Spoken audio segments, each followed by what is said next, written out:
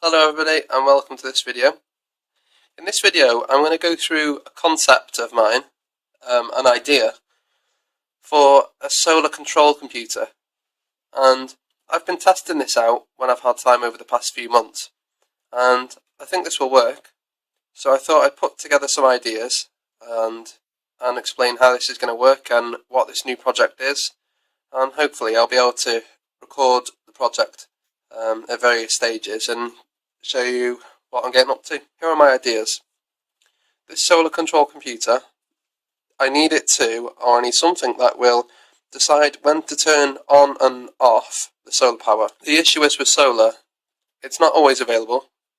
I mean, in the night time, I don't want to be draining my batteries. I want to use batteries as a buffer so that they last longer. So I need something to be able to intelligently decide when it needs to be on or off. I need this system to log data to my remote server. That's so that I can analyse the data and basically learn more. I need it to be capable of being controlled remotely, whether that's from software or a little keypad or something like that. It needs a display so that I can find out voltages and amperages of various different things and maybe some other useful info. And it needs to be able to control relays, because of course, going back to the first step here, decide when to turn on and off the solar power. I need it to actually do it as well. I need it to actually turn the solar power on and off, and that will be by means of using relays. So I'll need a relay to switch the contactor. I'll need a relay to choose which of the two inverters to switch on. And there we go. So I need a system which will let me do this. So this is the idea, and this is what I'm going to be working on, hopefully over the next few weeks. To go into more depth, so about on and off, this is going to be based on battery levels and light. So if the battery level is over a certain voltage and light is over a certain level, then switch on and use solar. When light and battery levels, one or the other, is too low, then switch it off and go back to mains. The microprocessor I'm going to use to do this whole system is going to be this Arduino, an Arduino Pro Mini, which you may have seen on my videos before. It's got enough space for sensors. It's fast and it's easy.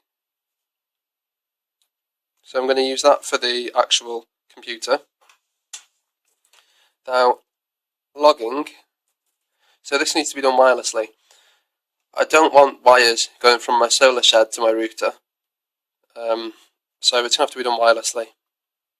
So to do that, I'm going to use one of these. It's based on the ESP8266. It's called a Node MCU. So I'm going to be using this as well. And these two are going to work together. This one is going to do the processing. This one's going to have the inputs to the sensors. And when that's done all the processing, I'm going to get it to communicate with this Node MCU via serial. You can see the pins there.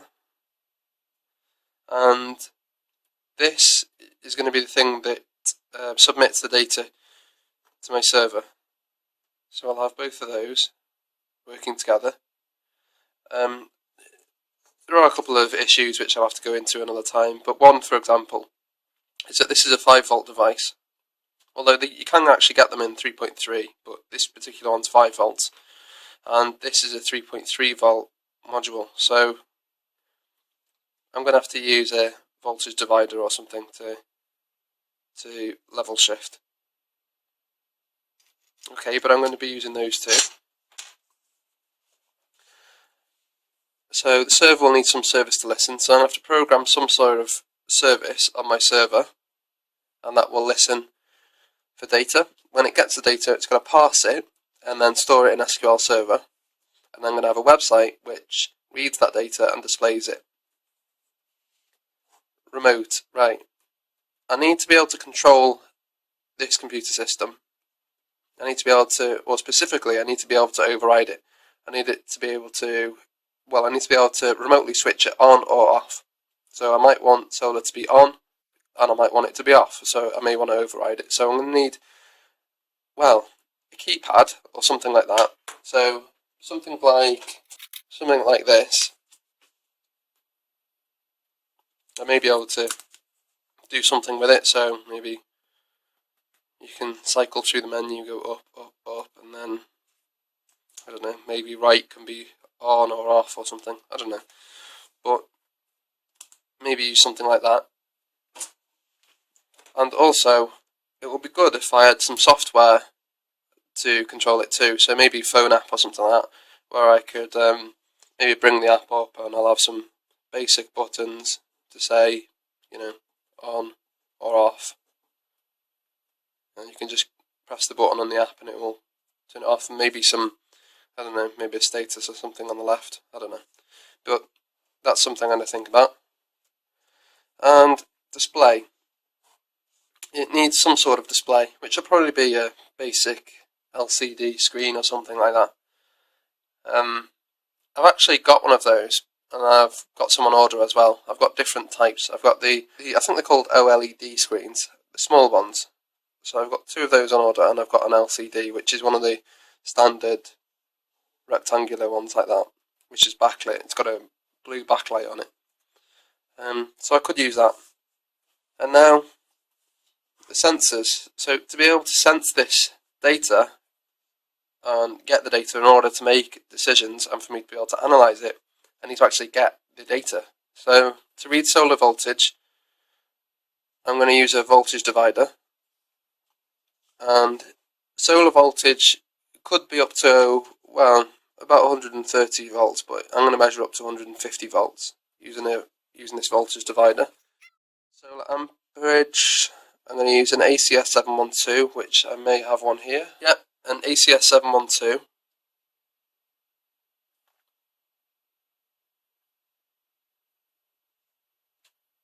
Current sensor.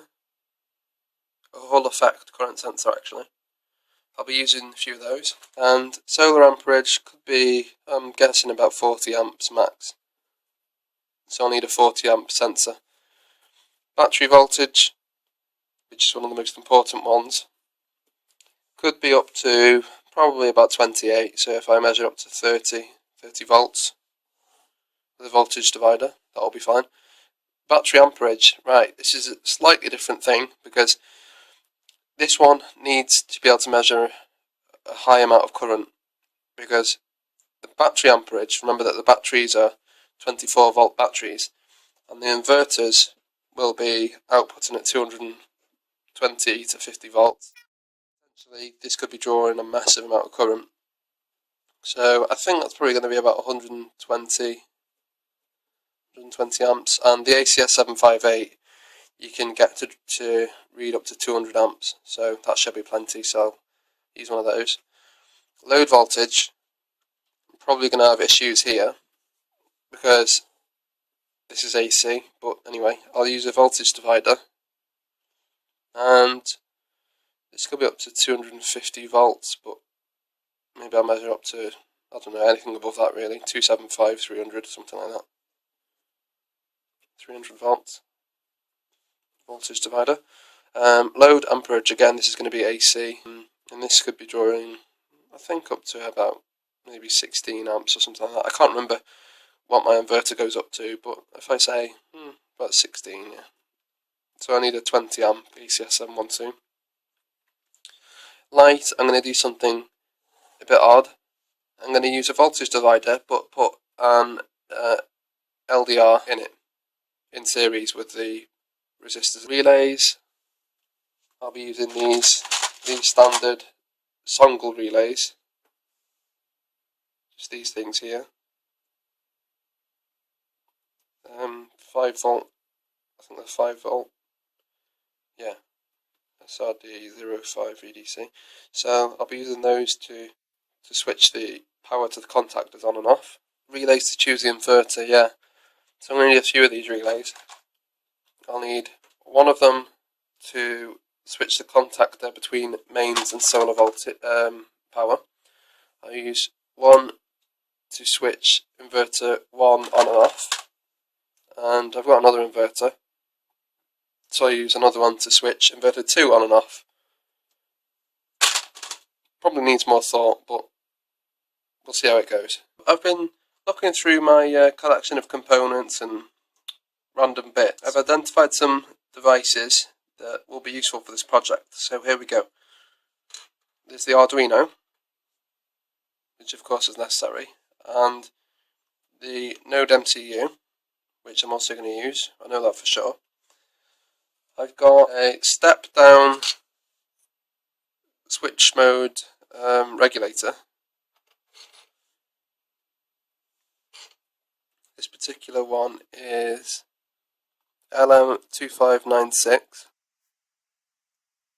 so that will be useful.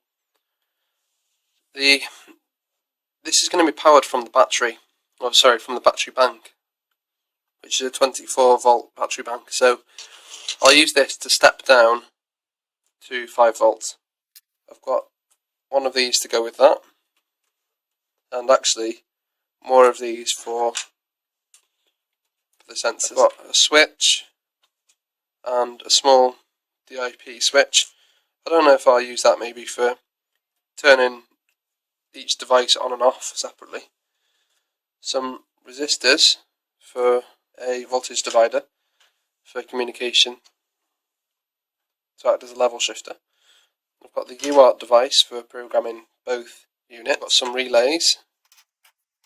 I've got a big capacitor for joining there to there for the power supply. Hopefully that might ease it. I don't know, maybe it'll be a good idea, maybe not, I don't know, but it's there anyway. And I was speaking about this before, but I've decided I'm not going to use that. I'm going to use a small infrared remote and of course the receiver for that. And for a display I'm going to use this, at least for the time being anyway.